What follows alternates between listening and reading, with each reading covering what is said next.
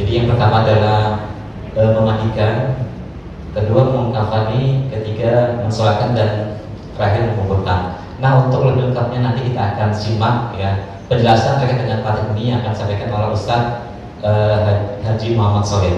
Untuk acara berikutnya adalah penyampaian materi sesi pertama yang akan disampaikan oleh Ustaz Bapak Haji Muhammad Sholeh. Kepada beliau kami persilakan.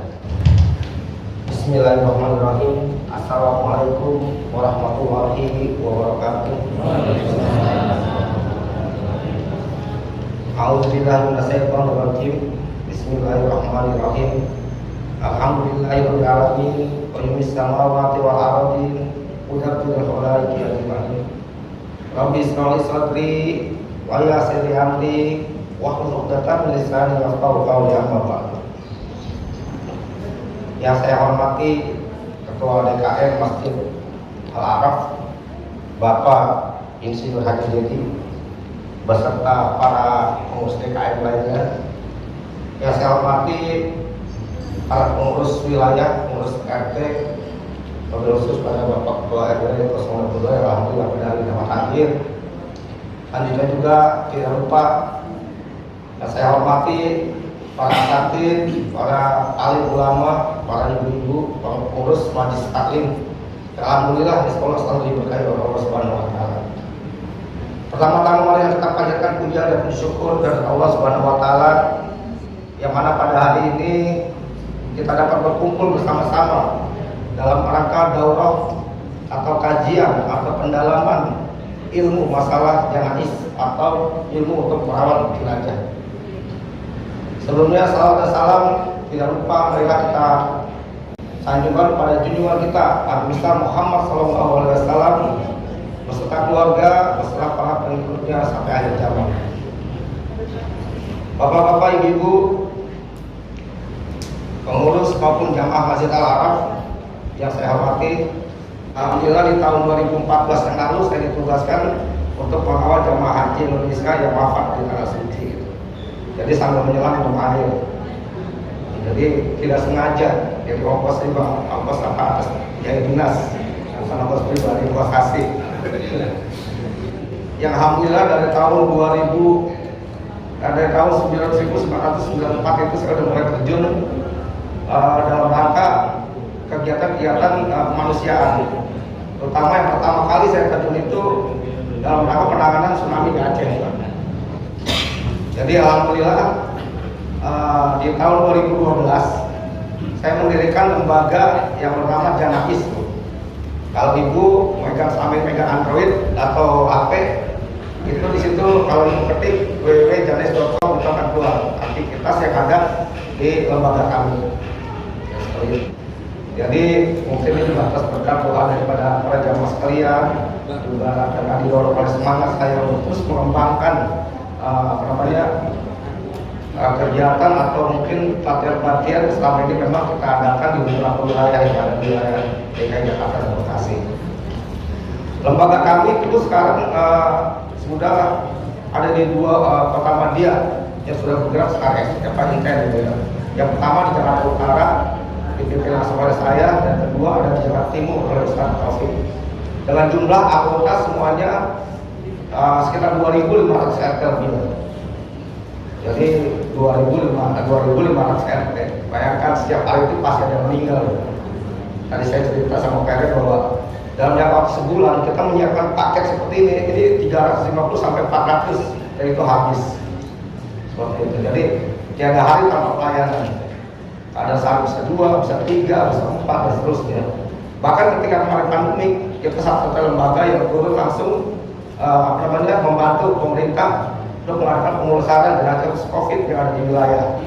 Jadi bukan yang di rumah sakit, ada yang di wilayah, yang di rumah isolasi mandiri tiba-tiba meninggal.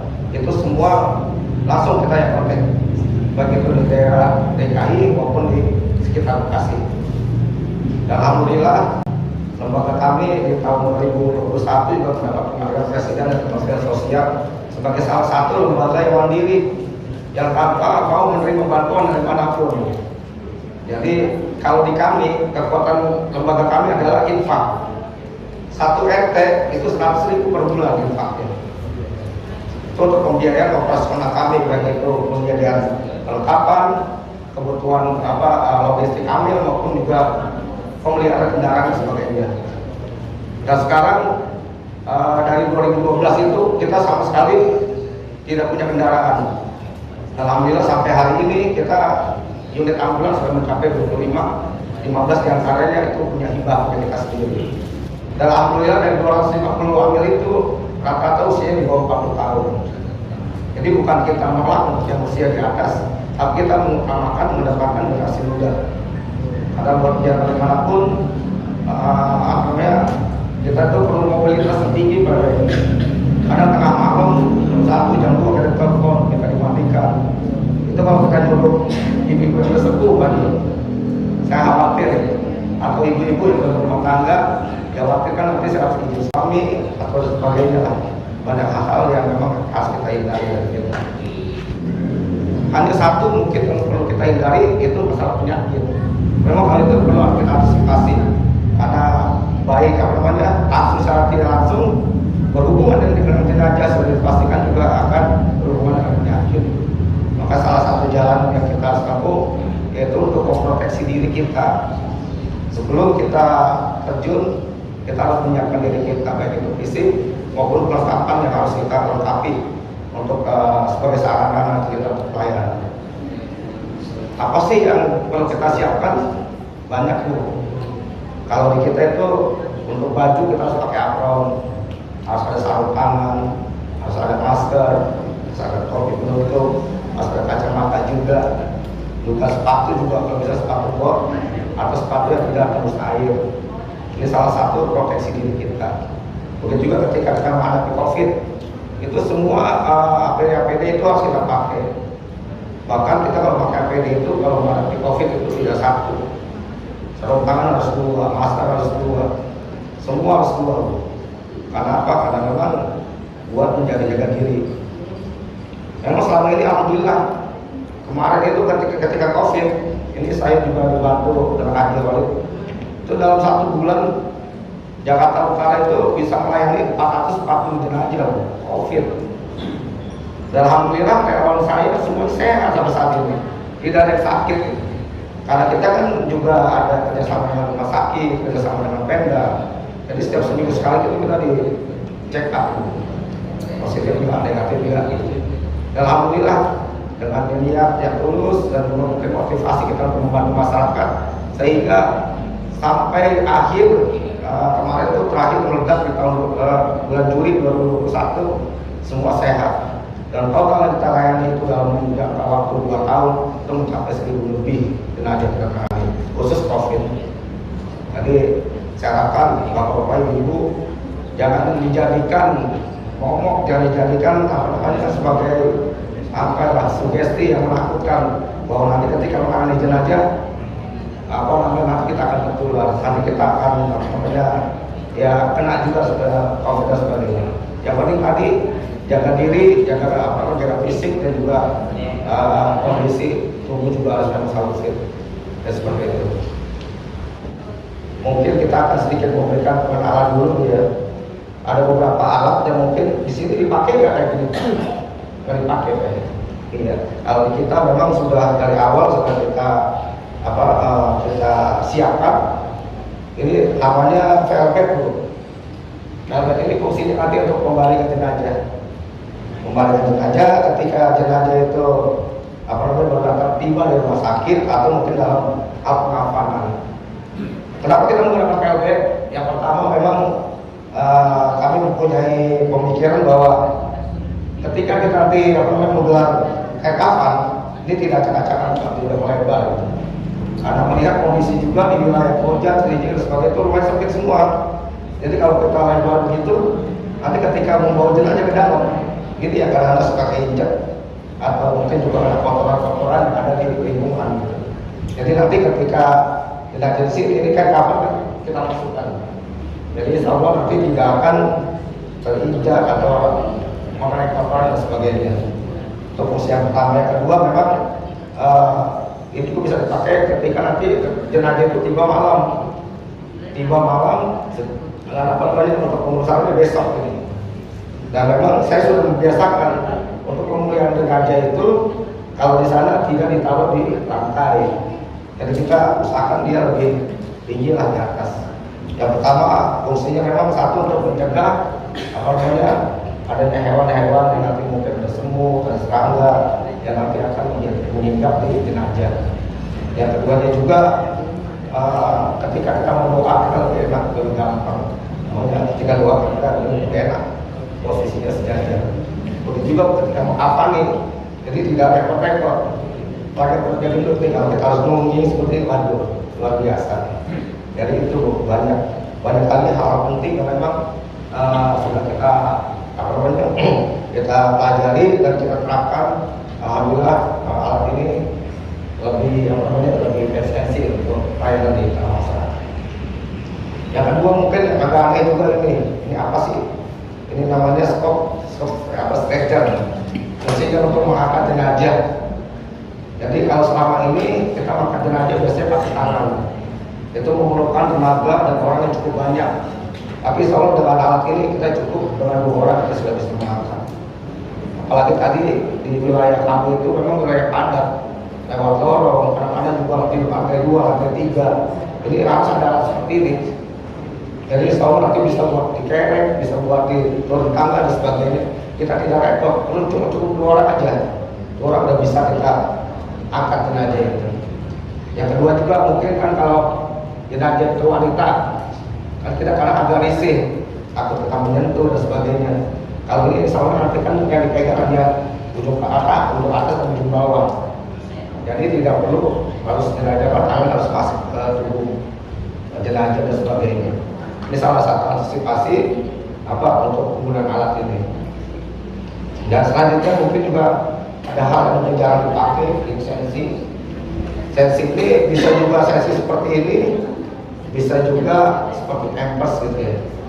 Jadi fungsinya ketika kita melayani jenazah yang pendarahan, banyak di antara jenazah mungkin dia punya penyakit diabetes yang menaun, atau mungkin banyak kelamaan dirawat sehingga di sini luka-luka, atau juga mungkin bekas cuci darah dan sebagainya yang kemungkinan besar bisa terembas keluar. Jadi biasanya kita pakai ini untuk mengantisipasi agar darah itu tidak mengenai kafan. Seperti itu. Dan banyak lagi fungsinya. Mungkin juga ada kotoran yang keluar terus-menerus. Tidak mungkin kita ketika udah dikafanin kita mandi lagi terus mereka tidak. Jadi insya Allah ini untuk menahan kotoran dan sebagainya agar tidak mengenai kafan. Seperti itu. Yang lainnya mungkin sama ya, ampas mungkin sama. Di sini juga ada kapur barus. Nah kalau kita kan disunahkan bukan untuk memandikan jenazah itu dengan daun sidar atau daun bidara. Nah berhubung di Indonesia khususnya Jakarta itu susah, jadi kita sengaja bikin sendiri di sabun cair yang berbahan dasar bidara. Jadi sengaja kita buat ekstrak sendiri. Dalam kaitan nanti kita berusaha repot lagi cari daun bidara, di becek-becek apa itu disiram. Selain pakai kotor juga nanti akan melekat di kafan. Jadi kita sengaja buat sabun sendiri seperti ini sabunnya. Ya alhamdulillah udah label sendiri Bu, udah start kita lagi ngurus di PP POM, udah segera akan keluar. Nanti akan kita perbanyak dan bisa kita distribusikan kepada masyarakat. Jadi alat yang ada itu perlengkapan biasanya kapur barus, minyak wangi, sabun, katembat, kapas, dan mungkin untuk penambah itu biasanya ada di sebagian masyarakat juga menggunakan daun cendana ya. Daun cendana ada juga yang tidak menggunakan daun cendana. Jadi sejarahnya memang kalau di Saudi tidak ada daun cendana. Ada di sana memang susah tadinya ya. Tapi di sana penggantinya ada, namanya bubuk misik ke sana. Tapi kalau di Indonesia sebagian besar masih menggunakan, tapi sebagian besar itu sudah tidak menggunakan. Jadi kalau di kami fleksibel aja, seandainya kalau ibu bisa minta kita kasih gitu. Kalau tidak ya udah bisa seperti itu. Yang lainnya mungkin yang tadi ini buat apa? Buat alat atau buat pembersih kuku, pembersih ada bu. Pembersih kuku juga harus siapin. Karena memang luar biasa kuku kotornya atau mungkin ini susah dihilangkan kadang-kadang kan ada alat dari sini khusus untuk membersihkan.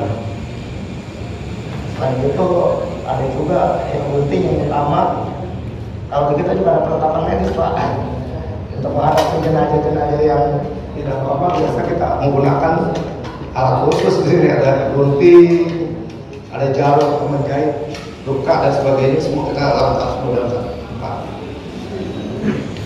Jadi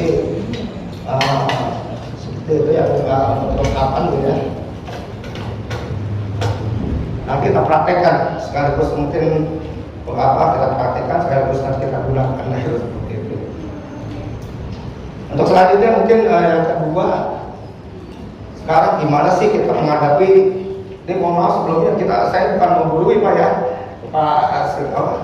Pak Ustadz ini sebenarnya kami dari sini. Jadi kita saling koreksi aja, saling ada lupa, mungkin ada hal yang mungkin perlu disampaikan, silakan aja Pak. Jadi ibu juga seperti itu. Jadi jangan kalau wah harus ikutin metode saya, nggak juga. Nah terus terang aja Bu, dari Aceh, Jawa yang sudah sekarang ini sampai ke mana Saudi itu semua beda semua, hampir kata beda, walaupun tujuannya sama. Hanya mungkin ada dua aja yang bisa yang sama lah. Ya bukan ada kayak kapan, apalagi sidap dan kubur bagus itu yang sama. Tapi yang lainnya bumbu itu beda-beda semua. Baik itu bumbu yang namanya apa buat antisipasi luka dan apa bumbu kaku dan sebagainya, semua itu beda-beda. Ada ini masing-masing setiap daerah gitu. Jadi seandainya wilayah ini beda dengan wilayah saya, ini kalau dikoreksi deh. Jadi kalau di Janais itu fleksibel Bu. Kalau mau pakai kembang silakan, nggak pakai kembang pun tidak apa-apa gitu. Karena kami itu bukan sunnah, tidak disunahkan hal-hal seperti itu.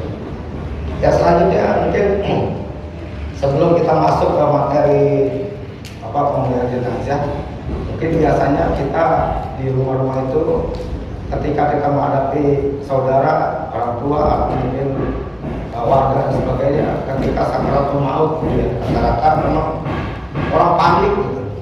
Jadi ini yang perlu kita perhatikan. Yang pertama apa sih langkah yang perlu kita ambil? Yang pertama kita tenangkan dulu keluarga.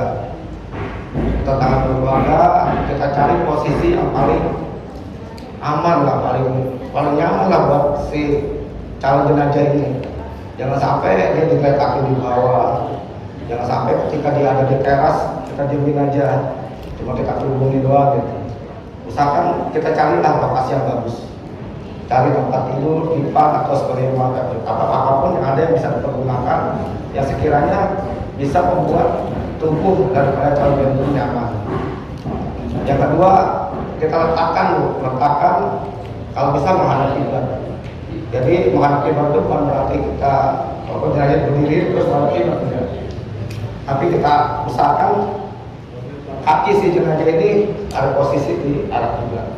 Jadi kalau orang itu kan kepala yang menghadapi pada ketika dia sangat maut atau meninggal dunia, usahakan sebisa mungkin kakinya, posisi kaki itu ada di sebelah dia menghadap kiblat. Lalu miringkan tubuh ke bagian kanan dan lantunkan air suci atau mungkin salawat dan sebagainya untuk membimbing agar si calon jenazah ini berpulang dengan keadaan tenang, sehingga dia tidak gelisah dan sebagainya. Jadi tolong didampingin.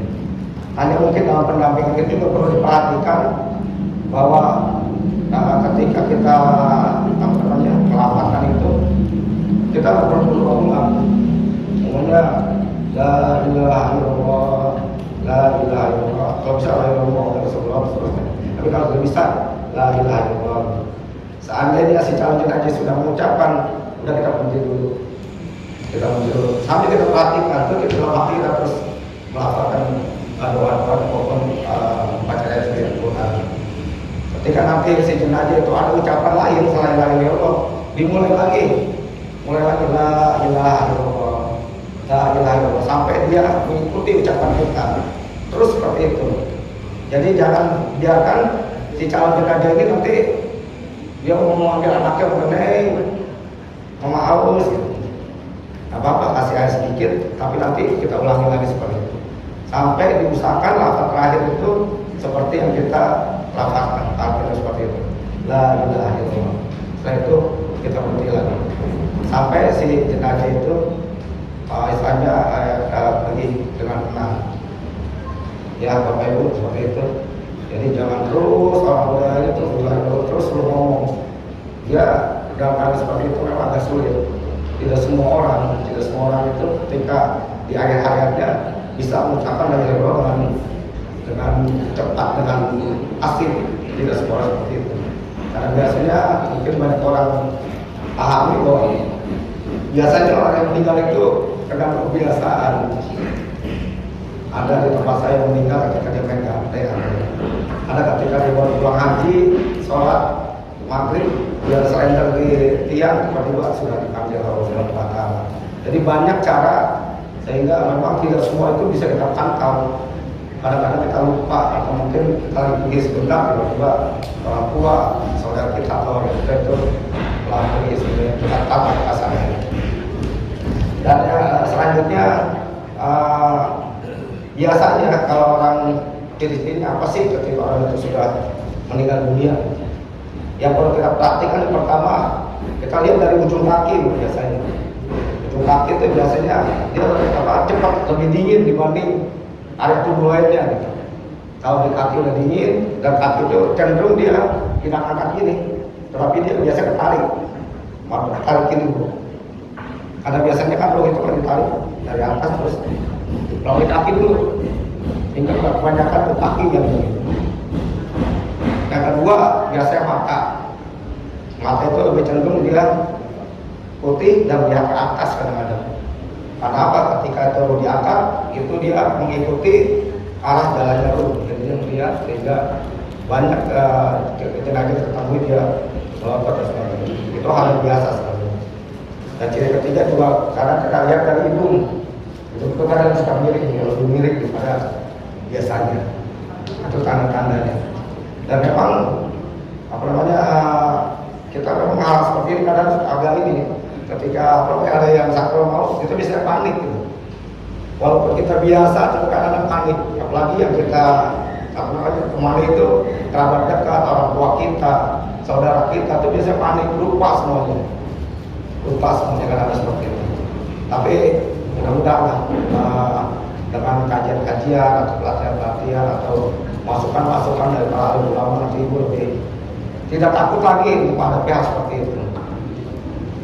Dan selanjutnya untuk apa namanya ketika dia sudah meninggal, ini perlu kita merawat jenazah Pak. Merawat jenazah sebelumnya kita dimandikan.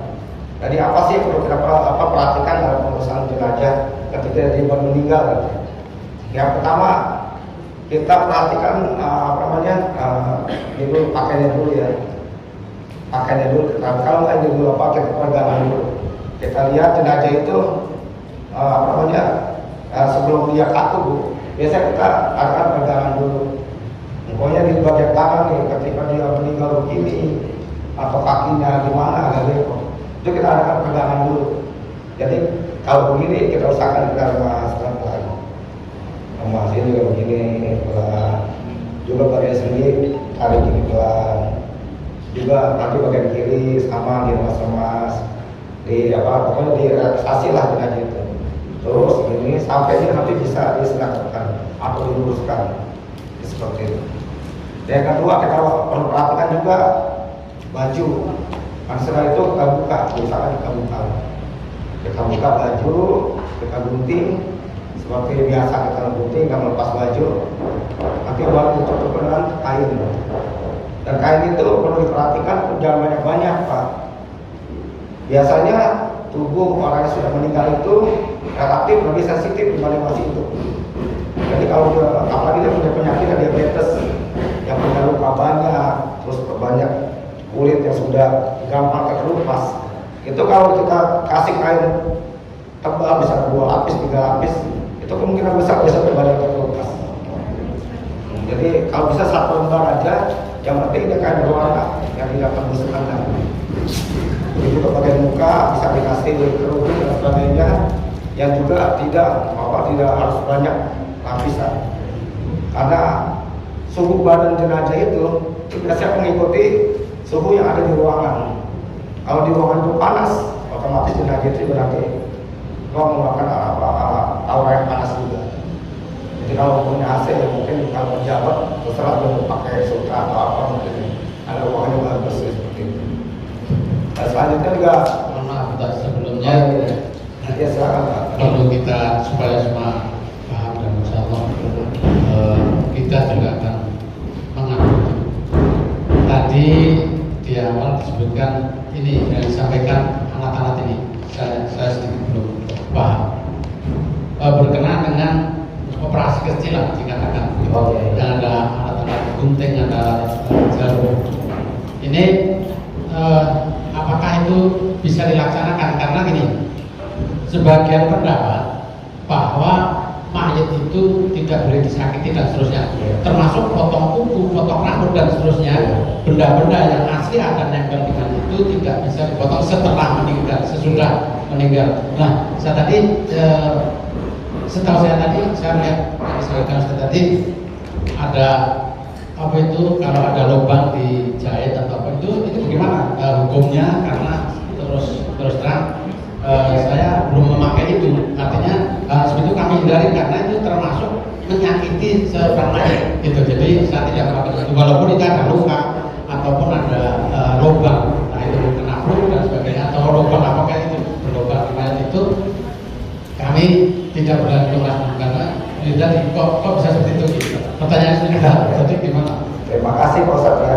Memang kalau di tengah-tengah masyarakat memang hal seperti itu tidak lazim dipergunakan, tidak lazim dipergunakan.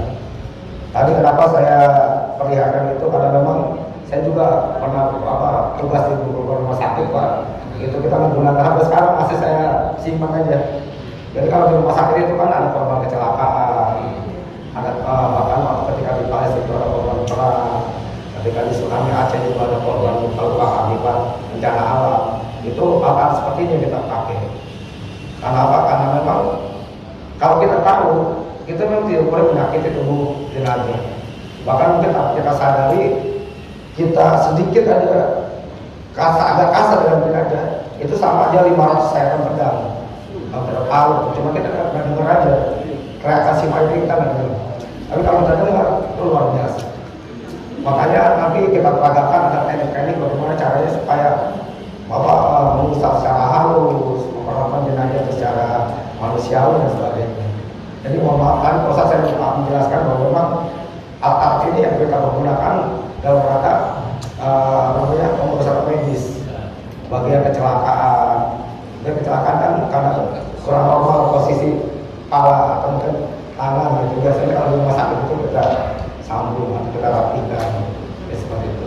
Begitu juga untuk kuku, kita tidak disarankan juga menunggu. Tapi ketika ada kotoran, ada alat yang juga. Kalau kata sisa masuk atau apa nanti alat itu yang akan kita gunakan. Itu tidak tidak agak lunak juga, jadi kita tahu. Insya Allah tidak akan penyakit digunakan. Dan seperti itu. Baik Bapak-Bapak, Ibu-Ibu, nanti kalau ada pertanyaan, silakan kita interaktif aja. Nah, mungkin juga kan kita waktu juga tidak terlalu banyak. Mungkin bahkan nanti ketika kita intinya justru nanti ketika praktek itu ya seperti itu. Tadi kita sudah perawat jenazah ya. Jadi seperti itu yang kita praktikkan juga. Tadi jangan lupa kain tidak terlalu banyak berlapis, terus diletakkan posisi menghadap kiblat, dan juga ya senyaman mungkin lah jenazah itu. Kalau bisa jangan di luar, di ruangan yang ada tertutup atau ada atapnya. Jangan biarkan jenazah itu disemayamkan di latar rumah atau sebagainya, atau hal lain mungkin di orang penting supaya banyak karena rumah membuat kalau di luar usahakan jalan. Usahakan kalau rumah kecil ada posisi di dalam. Baik Bapak-Bapak, Ibu-Ibu, ada pertanyaan sebelum kita lanjutkan nanti ke persiapan pemandian dan sebagainya. Mohon izin Pak. Iya Pak. Orang sudah meninggal, kadang-kadang ada 24 jam karena nggak ada keluarganya, misalnya sendirian. Setelah kita urus sama petugas kita, kadang-kadang ini dibikin begini ini susah, Pak. Ini lurus terus, itu mohon arahan, Pak. Terima kasih. Ya, terima kasih Pak. Tadi juga mungkin sudah saya ungkapkan di awal bahwa ketika kita pertama kali melihat jenazah, yang pertama kita ada relaksasi sampai itu bisa sempurna seperti ini atau seperti ini. Yang pertama. Dan yang kedua, biasanya kita itu pada relaksasi tidak sekali Pak. Per 4 jam sekali itu biasanya kita ada relaksasi lagi. Terus kok ambil bolak-balik gitu, kayak kerjaan aja relaksasi. Kita cukup menghubungi tetangga terdekat atau orang yang siap untuk membantu keluarga. Pokoknya masih kaku aja, relaksasi lagi. Apalagi jenazah yang nginap ya rata-rata seperti itu. Apalagi besoknya kenceng. Di ada relaksasi siap 4 jam sekali. Dan saya lupa ada satu lagi, tadi ada 2 lagi ya. Ketika jenazah itu baru meninggal, cepat-cepat ditutup matanya. Tutup. Jadi kalau baru meninggal agak gampang, tutup matanya, mulutnya. Kalau nanti satu begini kita ikat. Itu fungsinya apa? Kalau mata itu kan ya kesannya gimana? Kalau kita pakai juga tertutup, tapi mungkin ada sebagainya. Dan kenapa mau juga tertutup? Itu nanti untuk mencegah, apalagi ketika jenazah ini diinapkan, jangan sampai ada angin masuk, angin malam dan sebagainya, atau mungkin serangga menghingga atau masuk ke dalam tubuh. Jadi kalau bisa diikat ya, diikat dari sini melewati belakang leher. Dan itu kalau bisa talinya jangan tali yang kecil. Biasanya kalau di rumah sakit itu ya, kalau mengikat kan tali sampai genting gitu ya, sini sampai bertapak. Ya, kalau misalkan kalau bisa kita tali itu tali yang sebagus mungkin, masih sebagus mungkin. Ya, kalau ada perlu gunung bertapak. Atau mungkin kalau talinya seperti ini lah lebarnya. Dan kalau kita ini tidak menyakiti si jenazah. Biasanya kalau di rumah sakit kesalahan kayak kasar, udah kecil, keras, dililit lagi, diikat di sini atau di tangan. Sampai ketika besoknya kita mau gunting itu tapak semua. Itu jangan sampai seperti itu, karena itu salah satu hal yang mengganti jenazah. Kalau jadi nanti ibu perhatikan, kalau untuk potong tali itu jangan pelit-pelit tuh, jangan sayang. Misalkan ada yang seperti ini, itu mau pocong, tubuh dan sebagainya, kalau bisa seperti ini. Jadi jangan juga, ya saya sih ini bukan apa hal yang dilarang ya. Ada seperti red. Kalau di kita itu hal yang paling kita larang, karena SOP kita seperti itu. Karena itu salah satu bagian daripada pemulihan jenazah. Jadi kalau jenazah itu rapi, jenazah itu bagus, melihatnya enak dilihatnya gitu.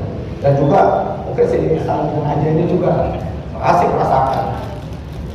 Bagaimana kalau jadi kita aja coba diikat tangannya 24 jam kalau buka besok dibuka, mungkin darah itu ada lagi. Ya. Jadi jangan lupa tadi perawatan jenazah sebelum kita lakukan proses pemandian. Yang pertama apa dulu tadi? Yang pertama masih ingat? Iya, relaksasi, cari posisi ruangan yang pas, ya. Iya, pakaian jangan lupa, cari posisi tempat yang nyaman dan senyaman mungkin bagi jenazah. Dan juga tadi kasih ke bagian yang memang kalau takut tadi Pak takut dia takutnya udah begini, kalau diikat kan selalu terus seperti ini. Cuman ingat juga cara ikat, memang ini bukan hal yang dilarang, tapi juga kalau bisa diperhatikan. Jadi kalau ikat itu juga nggak perlu pokoknya begini, nggak perlu juga ini diikat. Boleh begini boleh, yang penting apa tidak menyakit loh. Atau biasanya begini di jempol, jempolnya aja gitu, jempol yang diikat, ini enggak. Ada juga metode seperti itu. Itu juga di kaki sama, boleh di tenggangan, boleh juga di jempol kaki. Dan itu salah satu metode juga Pak. Dan jenazah itu biasanya tidak berubah. Bukan dia malam-malam dia bangun sendiri, enggak berubah apa enggak. Tapi memang kadang-kadang Nah, bisa seperti itu, bisa terjadi seperti itu. Kenapa? Kenapa posisi jenazah bisa berubah? Karena posisi ini juga mempengaruhi. Saya tidak menyarankan ini buat kembali ke jenazah. Kenapa? Karena ini bentuknya masih utuh. Misalkan kembalikan itu di pan generasi. Jadi begitu besoknya kita mau mandikan dia tetap lurus posisinya. Kalau di sini bisa jadi nanti melengkung ada bagian, tapi kalau diganjel apa namanya batal gitu ya, terlalu tinggi gitu, boleh pakai motor tapi jangan terlalu tinggi. Nanti besoknya pasti akan mempengaruhi posisi jenazah. Bisa jadi jenazah begini itu melengkungnya agak susah, perlu waktu, bisa dan perlu waktu. Ya, seperti itu. Ya motor berbunyi ya. Jadi salah satunya tadi itu Pak relaksasi, yang keduanya perhatikan juga letak daripada posisi ini Pak. Jangan sampai kalau dia melengkung ini otomatis besok dia pasti ikuti bentuknya apa di depan atau bentuknya tempat jenazah itu. Misalkan terus bangka dan terlalu tinggi, pakaian apa kain berapa menggunakan. Ada yang perlu ditanyakan Bapak Ibu sebelum kita nanti lanjut ke pemandian ya, persiapan pemandian. Sudah paham? Sudah 4 kali tuh. 4 kali paham. Itu nggak akan selesai ya. Baiklah Bapak Ibu, kita lanjutkan ke proses selanjutnya yaitu proses persiapan memandikan. Dalam proses memandikan, yang pertama harus dilakukan perlengkapan. Jangan lupa, biasanya kita tuh apalagi ada tempat saya di sana itu komersil saya belum waktunya telepon terus. Janji jam 8, jam 6 telepon terus. Kita lambat datang kemudian. Tapi begitu kita datang, ini belum siap perlengkapan. Ini kan salah satu hal yang menyusahkan kita juga. Jadi mungkin saya info nih kepada pengurus RT, pengurus RW, ya tolong kerjasamanya antara amil dengan pengurus. Dan sebelum apa kita ambil kita pas datang atau kita hubungin, siapin dulu perlengkapan. Tapi itu dari malam udah siap. Jadi ketika ada yang kurang kita boleh kurang aja. Ya, seperti itu. Ya tadi yang pertama perlengkapan pemandian. Pemandian itu ya sebentar iya. Ini pada diem aja kita sharing aja sharing. Ini masalah kalau mayat itu ada yang memakai gigi palsu. Ini perlu dicabut atau memang biarin aja situ. Artinya yang saya pahami dengan para ustadz atau ulama yang terdahulu ini, apabila ada benda termasuk besi dan sebagainya ataupun apalagi emas yang ada dipalsukan di mulut atau di gigi ini harus dicabut. Itu gimana, ada yang sebagian memang tidak perlu dicabut kalau itu posisinya susah diangkat. Saya memang pernah mencabut gigi palsu itu pernah. Jadi karena keluarga kita tolong dicabut Pak. Ya. Jadi apakah itu memang hukumnya lebih baik didiamkan atau bagaimana? Apa harus dicabut ulang? Terima kasih Pak Ustaz. Jadi memang benar tadi sebagai ulama menyatakan bahwa memang kalau bisa ketika kita masuk dalam kubur itu semua yang tidak tidak alami ya, tidak datang, tidak ada di tubuh kita itu harus dilakukan. Tapi memang kita juga perlu melihat kondisi. Jadi kedua-duanya juga ada baiknya juga deh. Jadi ada kondisi juga seperti tadi. Gak mungkin ketika dia susah dibuka kita paksakan. Sama tadi hukumnya jatuhnya penyakit jenazah juga. Itu yang pertama. Yang kedua, kita perlu juga konsultasi dengan saudara musibah. Jadi kira-kira nih gimana saudara musibah nih? Apa harus diangkat atau diberi apa atau diikhlaskan? Terutama mau yang punya gigi emas 5 kilo banyak di. Wah sayang itu Pak Ustaz, kalau harus ditanam di kuburan harus diangkat. Ya udah, tapi istilahnya kita serahin ya, apa istilahnya apa ya? Ya istilahnya kita udah tidak disalahkan lagi gitu. Tapi kan nanti begitu kita mungkin sampai mau kendara dan sebagainya. Jadi hal itu penting. Jangan kan tadi saya bilang jangankan juga melukai. Mulut dipasangkan dulu ya di disemangatkan, dicongkel dengan alat yang mungkin bisa menyakitkan atau bisa mengeluarkan luka yang mungkin sengaja atau tidak sengaja itu bisa terjadi, ini yang sangat saya hindari. Kalau saya, ya kan tadi kita kembalikan ke musibah aja Ustaz. Gimana nih kira-kira gitu? Kalau Mas Wakil kan saya, sudah diambil aja, terserah. Yang penting saya udah tidak akan menjawab untuk urusan seperti itu. Tapi kalau seandainya benar, biarin aja. Cuma setengah gram saja, ya udah nggak apa-apa. Kita tutup aja, kita lanjutkan aja. Mungkin itu kalau saya bukan. Iya. Yang lain mungkin ini dulu. Ya Pak Mas. Itu ada yang Kenapa? yang masuk penyakit lain seperti Oh iya. sampai terluka Iya. Jadi sebelum kita menjawabkan itu kan kita juga kalau kita ketahui juga bahwa ketika roh itu dicabut itu biasanya tubuh si jenazah itu rentan. Segala penyakit yang ada di tubuh dia pasti bisa keluar itu. Ya, mungkin tadinya dia yang punya penyakit penyakit dalam dan sebagainya. Biasanya itu lebih rentan keluar. Jadi yang perlu kita hindari seperti itu. Kalau penyakit yang macam-macam, pokoknya diabetes juga dengan ada racun-racun yang keluar juga. Mungkin juga ada yang kanker dan sebagainya yang bisa menular. Apalagi kalau HIV ya, HIV atau penyakit-penyakit lain, corona dan sebagainya, ya termasuk penyakit yang perlu kita antisipasi seperti itu. Yang orang sehat aja itu ketika dicabut itu juga bukannya dia tidak ada penyakit itu, tapi pasti ada, hanya tidak terlihat oleh mata kita. Jadi saya tadi tekankan safety, SOP jangan lupa, jangan sepelekan.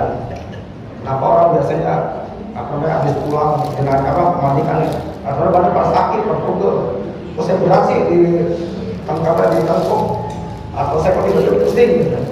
Yang mungkin tuh mata merah biasanya seperti itu. Itu biasanya ada racun, mungkin ada kuman-kuman yang menghindar di kita, tapi kita sadari. Makanya kalau kita benar-benar mau pakai SOP yang benar, itu udah kayak astronot. Tapi ya lebih ke kesehatan kita juga. Apalagi di tempat saya itu kan sehari bisa 10 sampai 15 jenazah per hari. Jadi otomatis mungkin kalau 1-2 kita masih oke, kita masih perhatian SOP. Tapi udah kesana kita udah lalai. Ya sudah banyak. Saya banyak kena gitu, mata kadang-kadang ya misalnya di mata, tiba-tiba merah, pulang kok merah. Itu salah satu juga ada kuman-kuman yang tinggal ke mata kita. Banyak itu lah, banyak kan mata merah, badan pada sakit, hipoksi berat, itu penyakit yang biasanya itu dan batuk, dan seperti itu batuk, terus napas dan seperti itu. Jadi sekali lagi kalau penyakit banyak pasti. Hampir semua penyakit yang terlihat maupun tidak terlihat pasti akan keluar ketika penyakit. Karena apa? Karena lu udah dicabut. Jadi ibarat dia udah ada daerah dulu lagi lah. Jadi ada kan selamanya orang itu kan istilahnya kita mau ingos lah ya. Ingos mau keluarnya masih bisa ketahan. Dan kalau udah dicabut itu udah nggak mati. Atau kotoran. Ketika kita masuk itu kita mulus masih bisa tahan. Tapi ketika kita udah meninggal itu los saja. Ada mungkin saya jual aja 1 jam. Ini kotoran nggak habis-habis terus aja seperti itu. Karena tadi udah ada udah tidak ada yang ngerem gitu istilahnya. Udah los aja. Jadi tidak boleh kita hindari. Ada yang lain? Nanti sambil kita ke praktek kita jelasin ya Pak. Izin Pak Ustaz, pernah kejadian di RW 7 orang itu sakit gula. Kakinya batas untuk ini dipotong, dimakamkan di sini. Sebulan kemudian orangnya meninggal, jenazah dibawa pulang ke Jawa Tengah. Kakinya ini apakah juga harus digali lagi, dibawa atau biar di situ aja? Itu hukumnya bagaimana? Mohon izin arahan. Terima kasih. Ya terima kasih Pak. Itu juga seringkali terjadi juga kayak di masyarakat. Kalau memang ada beberapa masyarakat yang berpendapat bahwa memang semua tubuh jenazah itu harus disempurnakan. Yang tadinya ada jempolnya harus ada jempolnya, yang tadinya harus ada kakinya harus ada kakinya. Tapi memang kita juga harus lihat keadaan juga Pak. Seandainya mungkin pemakaman itu dekat, ya persilakan aja. Tapi sekiranya nanti harus menyusah rasa musibah, kalau bisa dihindari. Ya hukumnya juga sebenarnya tidak apa-apa juga, itu darurat ya kan. Jadi apa namanya itu tadi ada yang kecelakaan kemarin beberapa waktu yang lalu. Dia lagi dibawa ke Ambon, tiba-tiba beberapa hari ketemu jempolnya. Apa yang harus kita susul juga ke Ambon kan gitu. Jadi akhirnya ya kebijakan kita juga mungkin ini juga apa hal yang mungkin sebagai hal yang darurat itu tidak kita sertakan gitu. Kita paham yang dekat dengan tempat tinggal solusi, jadi tidak dibawa ke kampung halaman. Tapi kalau sekiranya bisa istilahnya, karena terus terang aja kan itu nanti kaitannya bukan hanya dengan jarak waktu dan sebagainya, tapi juga perizinan. Karena kita harus buat perizinan.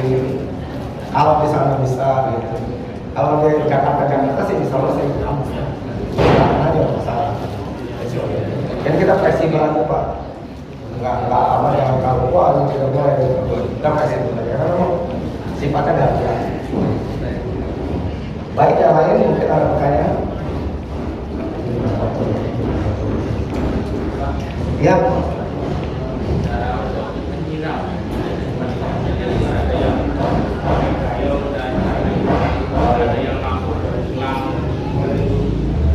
Nanti kita ini kayak kita jelaskan setelah materi ini. Nanti ya, jadi kita baru persiapan sama dia. Nah, nanti kita ke sana.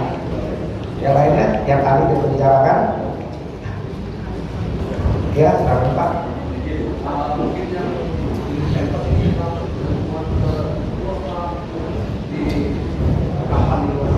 Biasanya kita di sekitar tubuhnya dulu Pak, untuk menghindari hembusnya darah yang keluar dari tubuh. Iya. Berarti di atas kain. Iya, di atas kain kapan? Tidak apa Pak. Iya, di atas. Iya. Tapi untuk kain kapan? Karena tadi itu untuk mengantisipasi agar darah atau tidak merembes mengenai kain kapan. Jadi kadang-kadang selama bertemu fitnah itu kenapa udaranya nggak bisa habis? Ada memang penyakitnya seperti itu. Penyakitnya mungkin ya cuci darah ketika itu salah potong. Karena banyak kan orang habis itu termasuk selang juga itu. Boleh nggak dibawa ke makam? Kalau sekiranya memang darurat dipersilakan.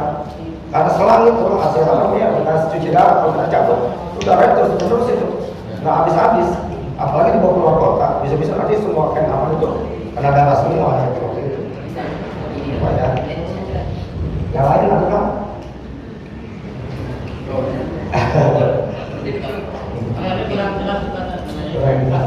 Sebenarnya mayat dok. Kapas apa itu? Kapas. Kapan dok? Iya. Kapas. Iya kapas. Ada kan lakukan tangan itu.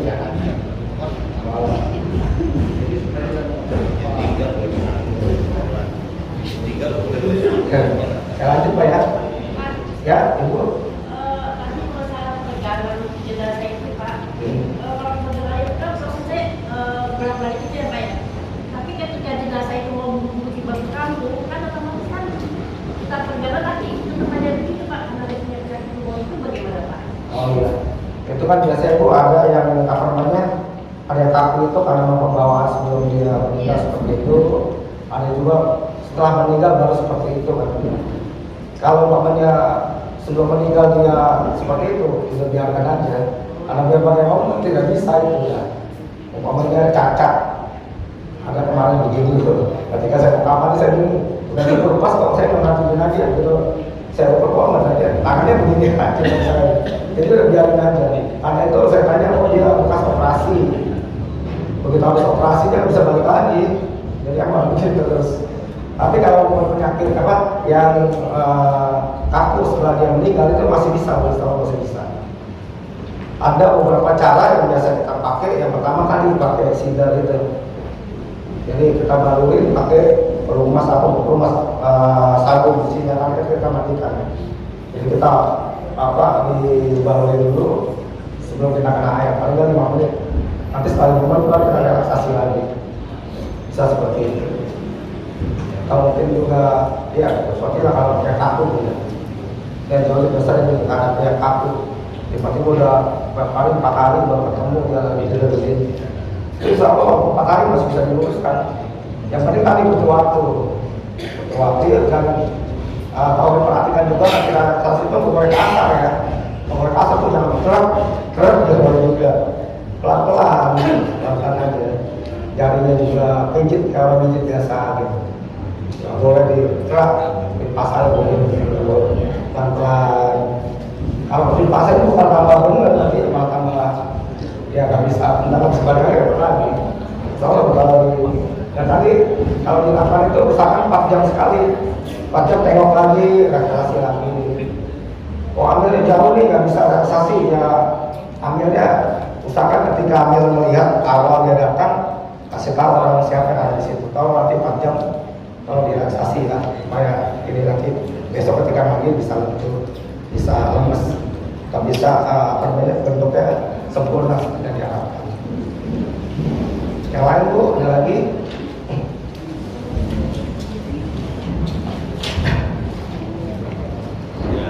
Ya, sudah cukup.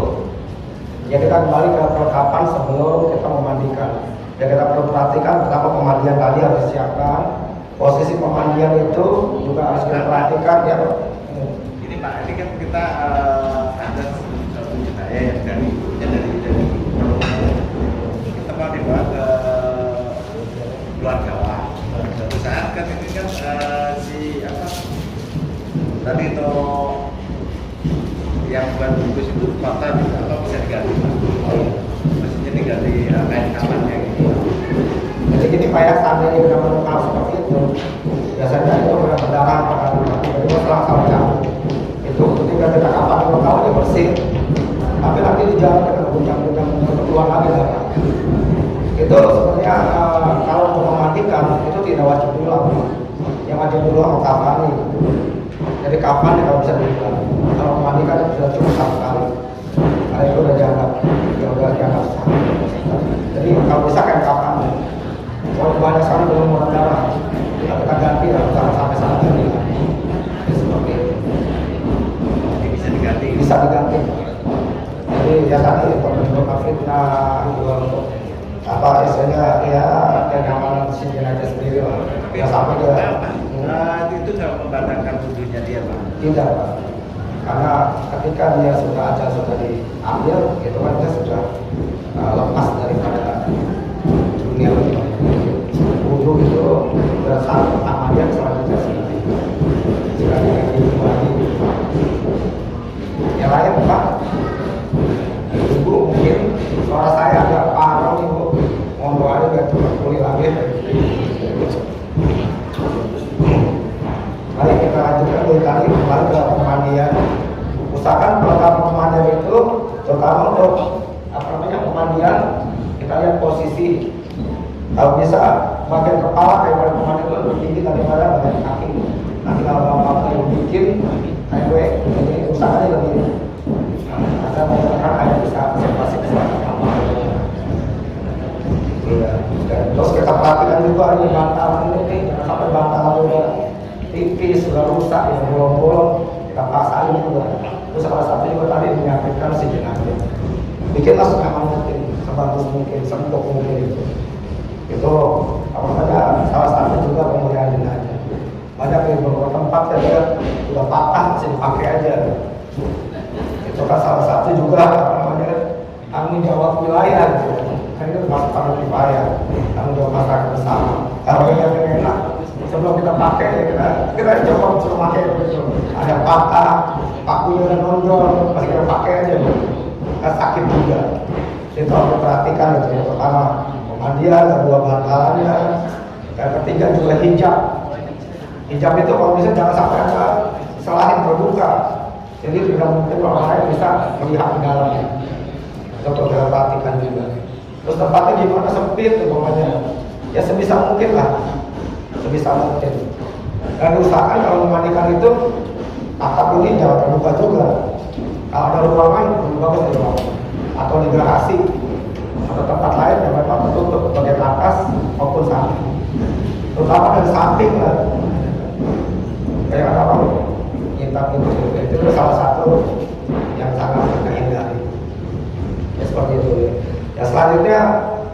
kita siapkan juga bak air. Bak air itu tadi ada yang pakai gayung, ada yang pakai selang. Jadi dua-duanya bisa difungsikan, cuma fungsinya berbeda. Kalau saya lebih cenderung ke selang, Pak. Yang pertama, membiarkan air terus bisa mengalir. Yang kedua, bisa meminimalisir kita tidak melihat awan tenaga. Terus terang aja banyak kan kalau kita pakai gayung, otomatis di gayung. Kalau kita kan jadi ribet, jadi pasti jenazah kan ditutup. Kita udah presentasi apa ini, kita nyiram juga otomatis karena kita tersingkap, tanpa sengaja tersingkap. Tapi kalau pakai selang bisa langsung atau dengan kain yang transparan juga bisa langsung bagian atas. Kalau gayung biasanya kain yang transparan sih nggak apa-apa. Tapi kalau umpamanya yang tidak transparan ya, jadi kalau bisa ke bawah, usahain Pak ya, jangan sampai sedikit pun bisa melihat kayak apa sih bisa. Kalau bisa kanan main tapi mata tidak melihat walaupun sama-sama laki-laki, sama-sama perempuan itu sama-sama seperti itu. Ada dua tadi saya lupa menjelaskan dua hal yang paling harus dijaga oleh seorang hamil. Yang pertama jaga lisan, tidak boleh membicarakan aib si jenazah apapun bentuknya. Ada tato di sini, kelinci, kasih tahu isi cuma di sini tatonya gitu. Atau ada hal yang aneh kasih tahu. Oh, tadi lagi saya panggil matanya ngintip gitu. Atau tiba-tiba apalah yang sekiranya aib si jenazah ini jangan sampai terutama orang lain, termasuk kepada keluarga sendiri, istrinya, anaknya jangan sampai kasih tahu. Yang kedua, jaga aurat. Kalaupun kita ambil, kita juga sama tidak boleh melihat jenazah, jaga tubuh jenazah. Seminimal mungkin tidak melihat tubuh jenazah. Seperti waktu kita harus istinja, harus mengusap bagian-bagian yang agak sulit. Usahakan jangan sampai menyentuh bagian tubuh jenazah. Jangan melihat bagian tubuh jenazah. Jadi bukan berarti orang yang di luar aja yang boleh ngintip, boleh apa, termasuk ambil pun kalau bisa jangan melihat. Seperti itu. Jadi dua hal adalah seorang ambil itu yang kedua yang sangat sulit dijaga. Yang pertama jaga lisan, yang kedua jaga aurat.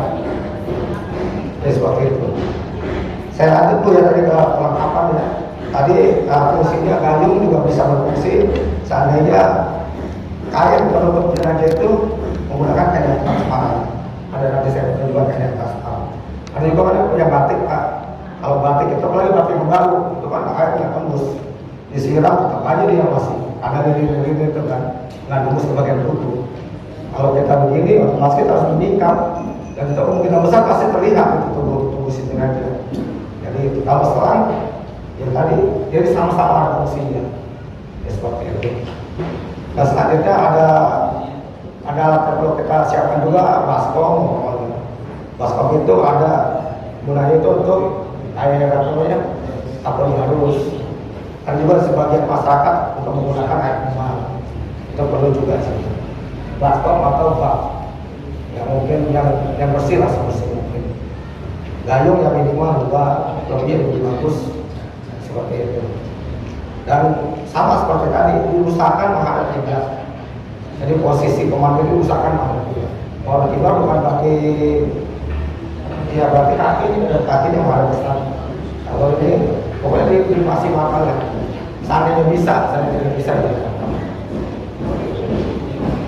Nah kita di perlengkapan mungkin ada lagi yang perlu ditanyakan sebelum kita lanjut ke proses pemandian.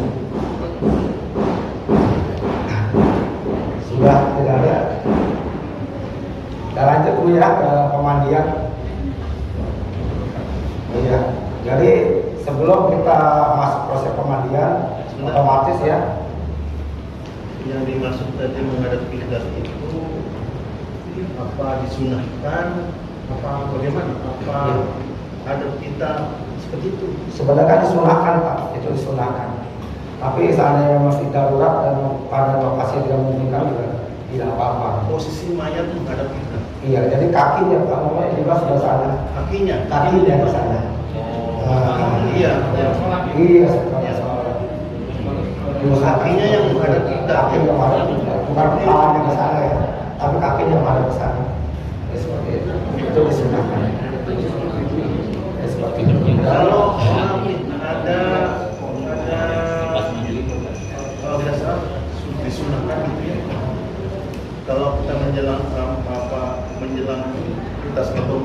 dalam keadaan semua itu calon jenazah ini dihadapkan ke kiblat gitu. Iya. Iya, sama seperti tadi udah saya jelaskan juga. Seperti tadi sama. Artinya kalau tadi kan kakinya. Iya. Kalau sebelum meninggalnya Sama Pak, kakinya juga. kakinya yang Kakinya juga. menghadap kita. Iya. Kakinya mau kiblat, menjadikan ke arah kanan. Lebih miring tubuh bagian kanan. Sambil kita taruhin. Karena jarang. Iya. Sedikit Pak yang disampaikan ini, Pak Amin. Terima kasih. Berkenaan dengan ada dua hal ini, dua pendapat kelihatannya. Kalau seorang itu sudah sakit keras dan hampir sakit maut, ada pendapat pertama adalah suruh menghadap kiblat. Ya, kiblat ini kepalanya di timur, kakinya benar. Itu kali, tapi itu yang dipahamikan, yang kami pahami adalah sebelum meninggal dunia. Ya, kalau sudah meninggal, sudah kita lulus dan sebagainya, tentunya yang kami laksanakan adalah kepala utara. Ya, jadi ada seperti ini. Kalau sedang sakit keras dan hampir meninggal sudah sakit keras, itu tolong dihadapkan kiblat, jadi kepala di timur dan kakinya ada di sebelah barat. Ini agar supaya kalau ada hal yang mungkin bisa hidup atau bapak longsor itu bisa dengan sendirinya kan langsung ada kiblat. Ini yang kami pahami. Namun kalau hal seperti itu bisa mungkin beda pendapat, nggak masalah. Artinya hal seperti itu memang wajar gitu. Artinya yang kami laksanakan saat ini seperti itu. Gitu. Jadi setelah meninggal baru kita adapkan kepalanya di utara. Namun kalau sedang sakit di rumah dan sebagainya atau di mana tempat itu diusahakan hadapkan ke kiblat ini supaya bisa cepat dan sebagainya. Seperti itu. Terima kasih Pak Ustaz. Yang makanya dari pendapat seperti itu. Yang pertama kaki. Biasanya memang ini ulama-ulama yang dipakai di timur tengah biasanya. Yang kaki mengandung juga saudara Yaman biasanya dipakai Saudi. Kalau di kita memang lumrahnya kepala yang menghadap kembali agak mirip kaki. Biasanya seperti itu. Tadi saya lupa menjelaskan. Memang ada dua versi seperti itu. Ketika saya belajar di sana juga itu tadi posisinya aja kalau di sana mau tempatnya besar-besar. Jadi jenazah mau diapain juga bisa. Rata-rata rumahnya besar atau masjidnya besar. Tapi kalau di kita kan tidak seperti itu. Dan kebanyakan sama ketika kita menyoroti kan nggak mungkin kok tapi jenazah cuma besar. Jadi itu dua versi yang mungkin bisa dipakai. Tapi memang lumrahnya kalau di wilayah Indonesia dan sekitarnya ketika meninggal itu biasanya Allah yang menghadap dimiringkan hati. Baik ketika kita sholat, kembalikan maupun di pemakaman. Ketika dikubur, seperti itu. Terima kasih Pak Ustaz. Mungkin yang lain apa ya?